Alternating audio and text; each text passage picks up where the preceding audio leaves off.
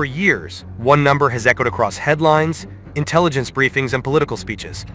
Iran has 3,000 long-range missiles. But is this figure accurate? Is it a hard intelligence assessment or a strategic narrative? Today we're breaking down Iran's 3,000 missile claim, separating rhetoric from reality, and examining how Tehran's own arsenal combined with the missile and rocket forces of its regional allies creates a far more complex and dangerous picture than the number alone suggests.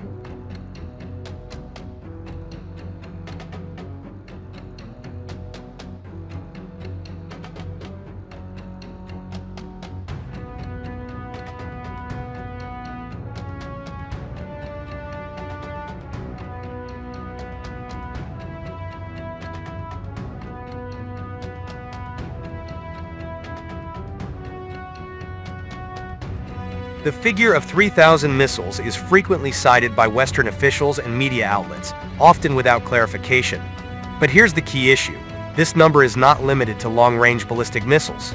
Instead, it typically refers to a total missile and rocket inventory, which may include short-range ballistic missiles, medium-range ballistic missiles, cruise missiles, tactical rockets, older legacy systems.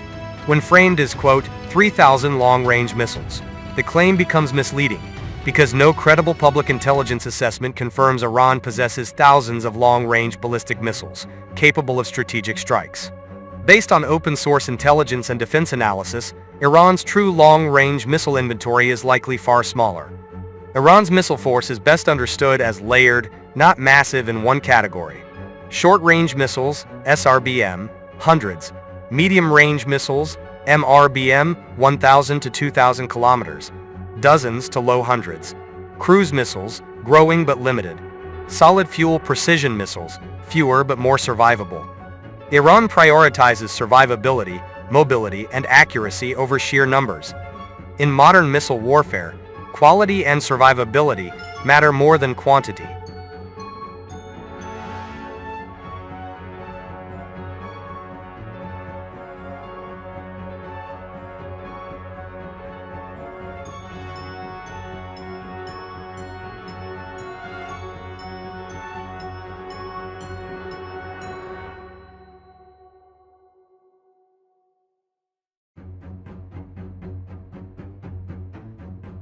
Iran's leadership has strong incentives to amplify missile numbers rhetorically. This serves three purposes. 1. Deterrence messaging, convincing adversaries that any conflict would be costly. 2. Psychological warfare, creating uncertainty in military planning. 3. Domestic legitimacy, projecting strength to internal audiences. Missile numbers are part of information warfare. Ambiguity itself becomes a weapon. Iran does not need 3,000 long-range missiles to be effective. It only needs enough to complicate enemy decision-making. Here's where the analysis gets more serious.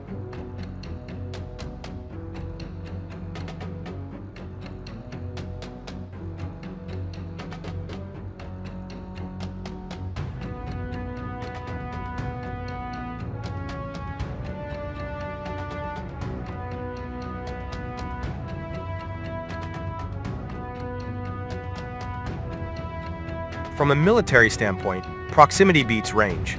A short-range rocket fired from southern Lebanon or western Iraq can reach air bases in minutes, overwhelm missile defenses through saturation, target ports, runways, radar sites, and logistics hubs. These proxy arsenals turn Iran's missile strategy into a distributed network, forcing adversaries to defend multiple fronts simultaneously. In practical terms, 1,000 rockets spread across 5 territories may be more dangerous than 3,000 missiles in one country. This layered missile and rocket ecosystem directly challenges aircraft carrier strike groups, forward air bases, logistics hubs, regional missile defense systems. Missile defenses like Patriot, THAAD, or naval interceptors are effective but not infinite. They are expensive, limited in interceptors, and vulnerable to saturation. Iran's strategy is not about destroying naval or air power outright. It's about raising operational risk and cost. So what's the reality? The debate over Iran's 3,000 missiles misses the bigger picture. This isn't about a number, it's about strategy.